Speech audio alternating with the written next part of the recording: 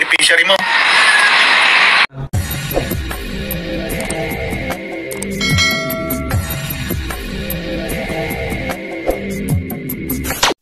Alright, what's up mga tangay? Welcome back. This is my YouTube channel, Katangay PLC. Isang mapagpalang araw mga tayo. Good morning, good afternoon, at good evening. Alright mga tangay, may re-reactionan nga tayo dito sa isang tatang matandang paurong tahol utak bulinaw. Dito nga, sinabi niya dyan sa thumbnail ko na Balsantos Martubang nag-sit up ng camera, tapos yung isa evidence dyan karab pinubugaw ang mga Kalingap Angels. Tapos dito ay binabastos nila si Kuya Bal at Kalingap Rab. So napapansin nga, tahol utak bulinaw, isang matandang paurong dito. So samahan nyo ko at dito nga may audio at gawa natin ng reaction ang matandang utak bulinaw. Dito mga idol, mga tangay. Tubang, balik tayo sa'yo. Alam mo yung pinagagawa ng tatay mo? Hindi ata kayo nagkakakita-kita dyan, hindi ata kayo nagkakaalaman kung ano pinagagawa ng tatay mo. Ito, kala mo kung sino mamuna, alam mo siya nagpakain kay Kalingap Rab at kay Kuya Bal. Antindi mo, tatang matantang paurong, tahol utak bulinaw, para pansinin ka lang. No, hindi ka pansinin nila Kalingap Rab at ni Kuya Bal. Manigas ka dyan, utak bulinaw. Ha? Ano inaano ka ba ni Kalingap Rab nila Kuya Bal? Di ba? Mga idol, mga tangay, tuloy natin. Tatay mo, binubusuan yung mga beneficiary mo. Kaya ako sa'yo, So, sabi ng si matandang paurong na tahol utak bulinaw, binubusuan. Siguro ka dyan, paul ka dyan, alam mo na matanda ka na. Kung gusto mong galangin mas bata sa'yo, dapat marunong ka rin gumala, marunong respeto. Anong pinaglalaban mo? Anong ebidensya mo dyan na binubusuan? Paul ka na dyan, utak bulinaw, matandang paurong, tuloy natin. Tubang, tigilan mo na yung pagbubugaw mo sa mga sino naman yung bago mong ibinubugaw ngayon? Nakapili na si Michael? Sabi niya, tigilan mo. Inutusan niya si Kalingap Rab ang pambubugaw mo sa Kalingap Angels. So grabe talaga utak bulinaw, di ba mga idol, mga guys, mga tangay. Grabe ka, talaga matandang paurong para pansinin lang siya mga idol. Para dito ay napansin natin siya, di ba? Kala mo pag utos, kala mo may although may ambag siya, nanonood siya, updated siya di ba? Updated ka, di ba matandang inaano niya dito, binubugaw daw ni Kalingap para yung Kalingap Angels. So dito wala pang alam. So although nasa matanda na siya, mga idol, mga katangay, so sa pag-content hindi niya alam yung strategy. So ang strategy niya ngayon ay binabanatan niya, binabakbakan niya sila Kalingap Rab, sila Kuya Bal, para mapansin siya ng viewers. Yun lang alam niya na content, di ba mga idol? So paul ka na dyan, anong binubugaw dyan ni Kalingap Rab sa Kalingap Angel o ni Kuya Bal? Tuloy natin. Sino napili? Si Eden? Si Eden naman ngayon ang bubulag-bugin nyo? Sana kayo ng tatay nyo, nag-aaral yan, nursing yata ang kinukuha niya.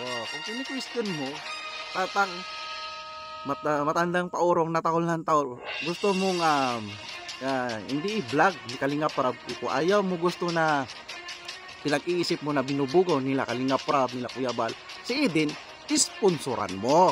Diba? Tama ako, mali mga idol, mga isponsoran mo yung pangtulong nila Kalingap Rab kay Eden para hindi i-vlog nila Kalingap Rab o ni Kuya Bal.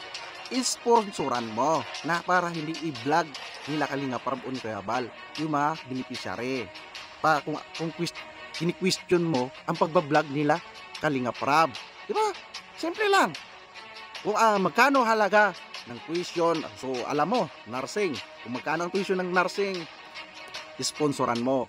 Kung ilan yung beneficiary nila Kalingap Rab, nila Kuya Bal, isponsoran mo para hindi i-vlog nila Kuya Bal. Para hindi mo makikita sa vlog ni Kalingap Rab o nila Kuya Bal ang mga Kalingap Angels na sasabi mo, binubugaw. Di ba? Tama ba ako mali? Tatang, utak bulinaw. Tuloy natin. Alam ko nursing yan eh. alam ko rin ang tungkol kay Eden. May nag-i-sponsor dyan. Si Malu de los Santos. Alam ko buwan-buwan nagpapadala ng pera kay Eden para sa pag-aaral niya. Tapos ilalapti mo. Gwapo pa ng palapti mo, may kotse ha. Kahit mo siguro yung kalab team ni Eden, kaya galit na galit ka eh. Gusto mo ata yung kalab team ni Eden eh, kaya ayaw mo i-love team eh. O iba ata interest mo yung kalab team ni Eden eh. Kaya na galit ka tatang na taurang taulang utak bulinaw eh. Simple lang. Kung ayaw mo i-vlog, Kalinga para mabinipisyari ka na Kalinga Indus, sponsor mo. Yung pangangailangan nila, simple lang, pangangailangan nila, budget nila, allowance nila, sponsoran mo.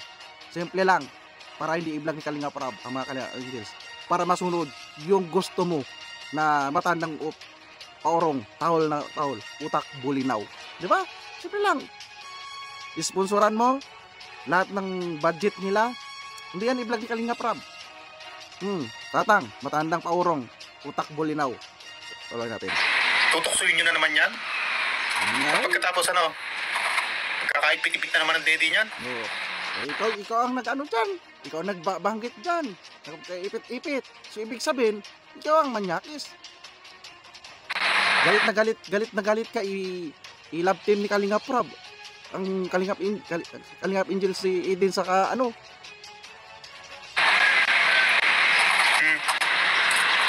Chachancing na naman yan.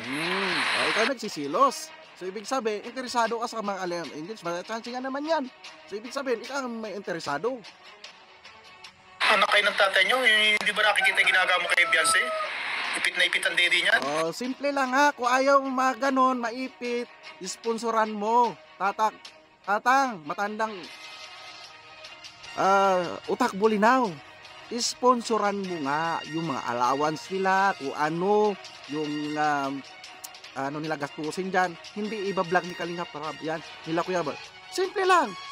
Yeah, sponsoran mo ang kanilang budget. Hindi na ba-vlog. Masusunod yan yung request mo. Pero kung hindi ba ma-sponsoran, iba-vlog yan ni Kalinga Prab. Siyempre, saan sila kukuha ni Kalinga Prab? Sa vlog lang din. Di ba? Gusto mo mapapansin eh. O gusto mo mapapansin, sponsoran mo mga Kalinga Angels. Mga allowance nila. Simple lang. Tatang utak na bulinaw. Nakapasang sa likod ng lalaki?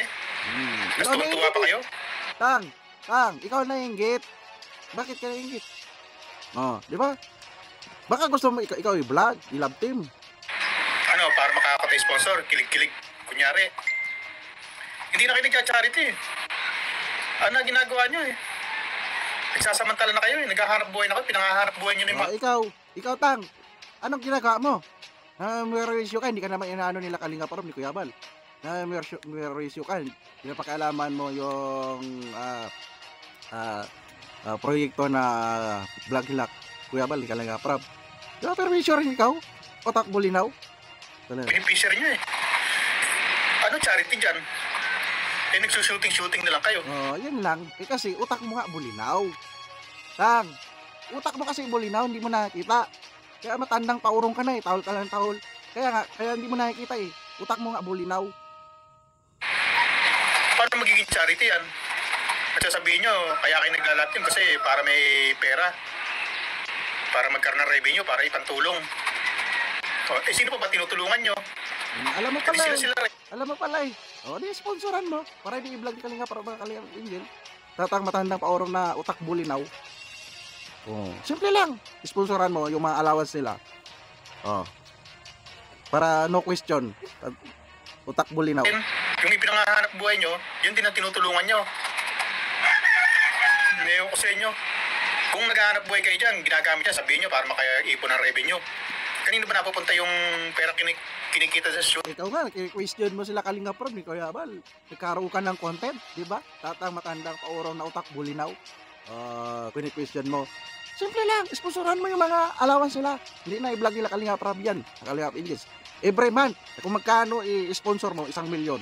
Ilan lang yun mga Kalinga Angels? Mga staff pa yan nila Kalinga Prab. Walang charity dyan. Matandang paurong kasi. Yan ganyan, matandang paurong. Utak bulinaw. Tingyo, Di ba sa beneficiary nyo lang na kung sino yung pinagkakakita nyo? Halimbawa, si Beyonce. Yung kita nyo, kay Beyonce lang din napupunta. At sa inyo, ng mga vlogger. Ano sa... Sure ka? Grabe, ang daming natulungan yan. Mga reactor, nagre-react. Kaya grabe, utak bulinaw talaga. Alam na alam talaga yung ni Kalinga Prab. Biyan sila na kinabang, hindi mo nakakita ibang mga vlogs. Siyempre, kung na-vlogs yung vlogs, siyempre doon lang sa beneficiary. Yan hindi nga maano ni Kalinga Prab. Ang dami na rin talaga matulungan na ma-vlog sa mga Kalingap Angels. So kung nagariya ka matanda utak bulinaw, mag-sponsor ka para may pakanabang ka naman. Tuloy natin. Sabihin nyo na yung kita kay Beyonce mapupunta sa ibang beneficiary. Bakit may binablog pa ba kayong ibang beneficiary na binibigyan nyo ng tulong? Uy, huwag niyong paglolokohin mga viewers nyo. At yung tatay mo, ano pinagagawa? Ang dami-dami ng beneficiary. Ang dami-dami niyong pwedeng puntahan. Ang dami-dami mahirap sa diet. Bakit ang inatot pag pambuboso? Yan, Paul na yan. Pambubuso. Sigurado ka. At magutos, itulungan mo yung iba na. Alam mo pala, maraming mahirap sa diet. Puntahan mo. Bakit mo kini-question? Matandang paurong na utak bulinaw. Di ba? Kini-question mo yung pagbablog nila Kalinga Prab. Kung nakukulangan ka, di puntahan mo, i-vlog mo, ikaw mag-vlog. Mag-vlog, kung kung ayaw mo i-vlog ni Kalinga Prab mga Kalinga Angels, ikaw mag-sponsor ng allowance para i-vlog ni Kalinga Prab. Ay kung init na init ka, diba? Parang ikaw naiingit eh. Parang gusto mo ikaw i-love team eh. Gusto mo ikaw i-expose i-vlog eh. Na matandang utak na paurong, utak bulinaw. Yan guys. Sinabihan niya si Piyabal na mambubuso sa mga Kalingap Angels. Paul nakakadon. Tapos si Kalinga Prab, sinabihan niya dyan sa thumbnail ko, mambubugaw. Grabing matanda na to. Grabe pa. Imbis respetuhin ka, matanda ka na, na balahura ka dahil sa pag-uugali mo. Utak bulinaw nga eh. Utak bulinaw nga, idol. Matanda na to. Mag-vlog, imbis mag-vlog. Papansin ba? Taol lang para papansin yung sila ni Kuya Bal. No. Yan, alright guys. Kaya tapos ka dyan. So, may part ko yan, reaction ko. Kung hindi ka pa nakasubscribe sa aking YouTube channel, mag-subscribe ka na para update sa mga play reaction yan ito. Tulad nitong nireaction na natin. Utak bulinaw. Kala mo kung sino mag-utos. Like and share natin and don't skip ads. Maraming salamat mga idol, mga katangay. Adios, bye-bye, thank you.